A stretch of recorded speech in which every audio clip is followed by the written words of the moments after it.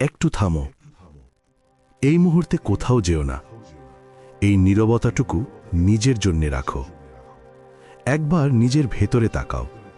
এই হৃদয়টা যেটা একদিন আল্লাহকে ডেকে অশ্রু ঝরিয়েছিল, আজ কি সেটা ক্লান্ত হয়ে চুপ করে গেছে? পাপের ভারে কি অনুভূতিগুলো ভারী হয়ে গেছে, নাকি দুনিয়ার ব্যস্ততায় কান্নার ভাষাটাই হারিয়ে গেছে? তবুও ভয় পেও না, কারণ আল্লাহ নীরব হৃদয়ের কথাও শোনেন। এক ফোঁটা আফসোস, একটু ফিরে আসার ইচ্ছে, এটাই তাওবার শুরু। আজই বলো, আস্তাগফিরুল্লাহ, হে আল্লাহ, আমি ভুল করেছি।